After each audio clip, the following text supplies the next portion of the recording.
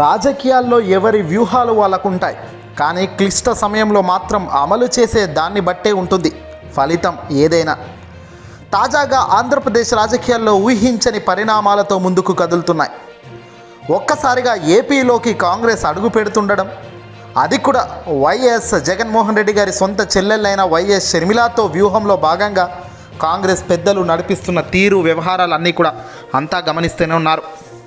అయితే ఇప్పుడు Andhra Pradesh CM YS Jaganmohan Reddy గారి ఆలోచన ఏంటి, అసలు ఎలాంటి వ్యూహంతో ఉన్నారు? ఇప్పుడు అందరి చూపు వాళ్ళ వైపే ఉంది. ముఖ్యమంత్రి జగన్ ఇలాంటి సమయంలోనే తాను దూకుడుగా తీసుకునే నిర్ణయాలు బహుశా సామాన్య జనాలకు సైతం అర్థం కావనే చెప్పాలి. రాజకీయ ఎత్తడుగులో, రాజకీయ చదరంగంలో జగన్ కొట్టిన పిండిలా తయారయ్యాడు గడిచిన ఈ 15 ఏళ్ళు. కేంద్రంతో తాజాగా జగన్ కాంగ్రెస్కు, తెలుగుదేశం పార్టీకి ఇద్దరికి భారీ చెక్ పెట్టేందుకు ముందుకు బలంగా సాగుతున్నట్టుగా తెలుస్తుంది.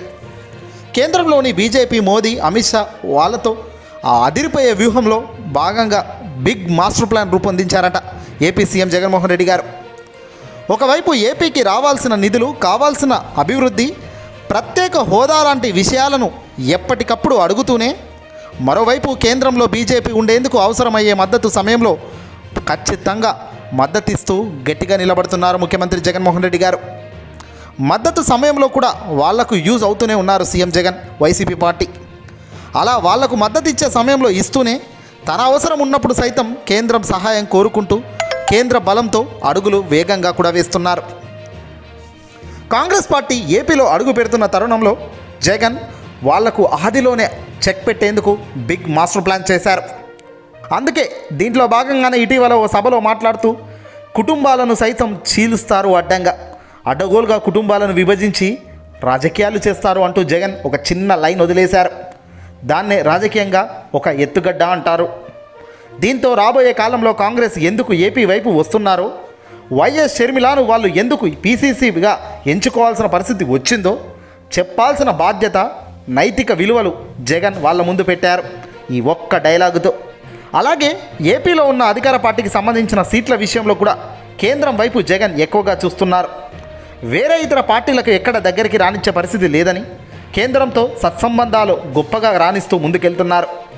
ఇక్కడ కేంద్రంలో బీజేపీ ఉన్నా, ఏ ఇతర పార్టీ ఉన్నా నా మద్దతు మాత్రం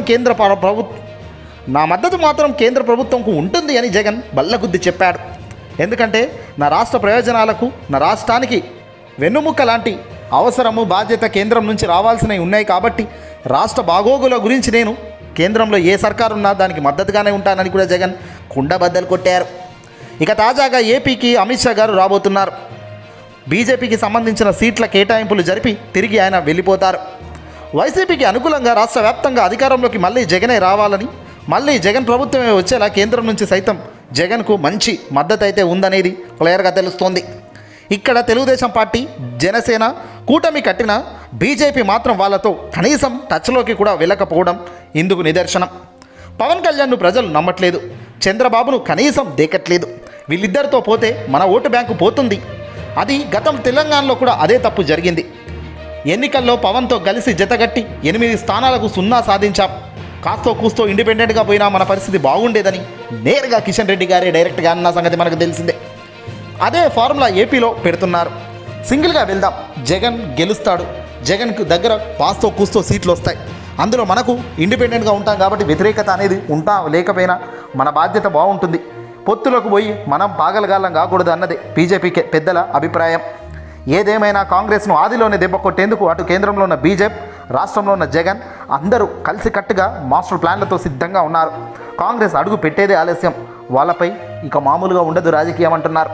ఏదేమైనా మొత్తం భూస్థాపితమైన కాంగ్రెస్ పార్టీ మళ్ళీ పైకి లేవడమన్నా, ఆంధ్రప్రదేశ్ ప్రజానీకం ఓటు బ్యాంకు సాధించాలన్నా అంత ఆషామాషి విషయం కాదు. అందులోనూ వైఎస్ షర్మిల గారు తెలంగాణకు వెళ్ళి ఆంధ్రాకు రావడం చాలామంది అసలు బాలేదంటున్నారు. ఇలాంటివి చేస్తే ఉన్న విశ్వసనీయత కోల్పోక తప్పదు. రాజశేఖర రెడ్డి గారి కుమారులైన జగన్ మాట అంటే మాట మీదే ఉన్నాడు తండ్రిలాగా, మాటకు కట్టుబడి పనిచేస్తున్నాడు తండ్రిలాగా.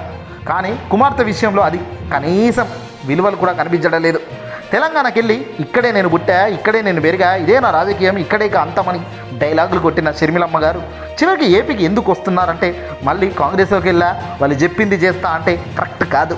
దీన్నే కోల్పోయాక మళ్ళీ తిరిగి తెచ్చుకోవడం చాలా కష్టం. ఈ వీడియో అసలు లైక్ కొట్టి షేర్ చేయండి.